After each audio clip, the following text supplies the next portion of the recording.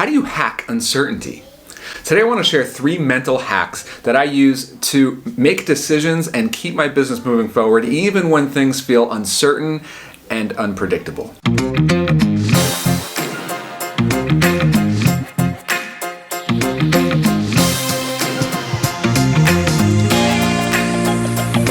Hi there, Brian Casel here, trying out this new video studio here in my home office. Still figuring it out, of course, so I appreciate you bearing with me. Today I want to talk about a topic that has got to be on the front of all of our minds, especially here in 2020 with this global pandemic crisis, spreading throughout the world. We're just dealing with a ton of uncertainty and maybe the highest level of unpredictability that we've ever seen. And when you're running a business and you're trying to make sense of it all and trying to project how the rest of the year is going to go, let alone this month or maybe this week or day, it's just really, really hard to keep moving forward and keep making forward progress in a climate like this. But when I think about making decisions with incomplete information, sometimes little or no information, well, that's nothing new, right? I mean, when we're building a business, that's what it is. That's what this job is. It's making decision after decision after decision with incomplete information. And when things become extra unpredictable and extra uncertain, that gets a lot harder. And so I want to share with you 3 mental hacks that I have tried to hone over the years, but that I especially lean on heavily when times like this come around where things are unpredictable and uncertain. So the first mental hack is to default to yes. Just take action, just do it. Maybe that sounds simplistic, maybe it sounds obvious, but the point that I want to share with you here is you need to learn to trust your gut. And we all have questions that we're faced with every day, like what's going to happen? Should I do option A or should I go with option B? I've got this, I think, a pretty good idea. Should I go with it? Should I do it? Or is that a terrible idea? Like we don't really know these answers. We're always asking these questions, and maybe we're bringing these questions to our advisors, our mastermind groups, our partners, our team, sometimes our spouse, our friends, and you're asking for feedback, you're asking for advice, maybe you're asking for confirmation or a sanity check. Well, these are all really good things to do. Obviously, you should seek out that feedback and advice from the people that you trust. But just keep in mind that you coming to the table with that question means that you're already 50% of the way there. Something in your own gut, some of your own information that you've gained through your experience has led you to even come up with the right question to ask and to present it, kind of pitch it as a potential action that you could take. So recognize that, something in your gut brought you there, and more times than not, you're better off continuing down that path, that initial direction that you started to follow in the first place. That's usually the better path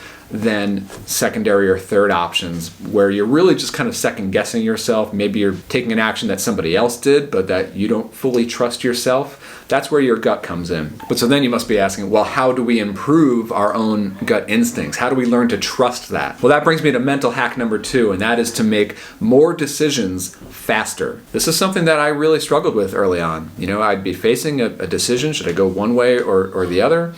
And I would just sit there and wait. I would feel paralyzed, feeling like I don't have enough information for me to be able to make the decision. And I would just wait and hope that new data points would magically reveal themselves. And what I learned is that just waiting around for more information to come to you is not very helpful.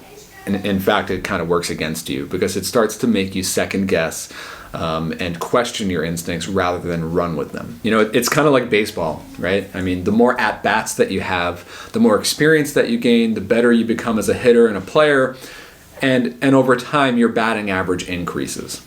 Right? Same is true with decisions. The more decisions that you make, the more comfortable you get with making decisions rapidly, and your batting average increases. You make better decisions over time thanks to making a lot of decisions. But still, we come back to that question, and when you feel like you have no information at all or incomplete information, but still we come back to that question, how do you actually make decisions when you have little or no information? We don't want to just be like shooting in the dark, kind of randomly guessing at things, right? Well, here's mental hack number 3, and that is to just start. When you're faced with a big new project, a big new endeavor, like, creating a new product, launching a new business, it might feel like you have 50 steps ahead of you, a year or more of work ahead of you, And before you even get started, all of that feels so daunting because it's a huge thing. It's just like a huge rock standing right in front of your path. But if you put the big finish line aside for a second and just try to focus, just try to bite off those first 2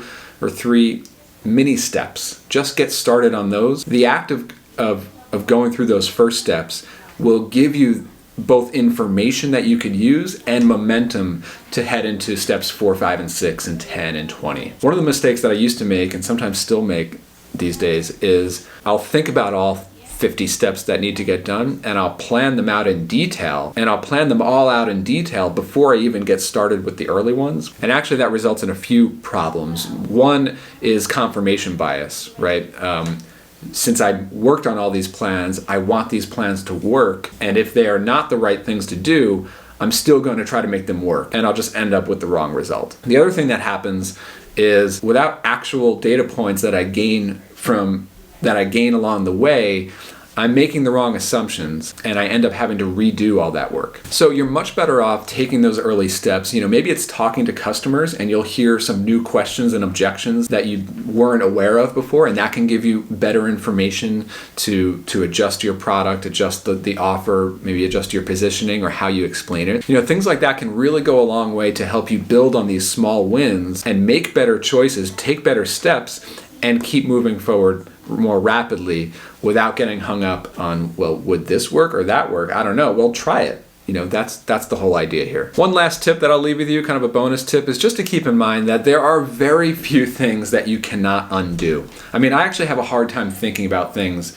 that you commit to and that you're stuck with for life. There are very few things like that, especially in business. And so when we're talking about making decisions rapidly, you're much better off choosing one way or the other, and that's even better than making no choice at all. Because even if you make the wrong choice, you could always back yourself out and then go another direction. Maybe you lost a few days or some time to that initial path, but it's not a complete failure because you learned something, right? That you got some feedback, some information that you can now use to apply to a better decision next time out. So those are the mental hacks that I use to make decisions more confidently, more rapidly, especially in times like this when things are extra unpredictable and extra uncertain. So if this gave you something to think about, I'd love to hear it. Leave a comment below and I will read and reply to every single one. And go ahead and subscribe to the channel if you haven't already. I'd appreciate that. And what do you think about this video setup? Any tips or advice on that? I'd love to hear them. Thanks for watching.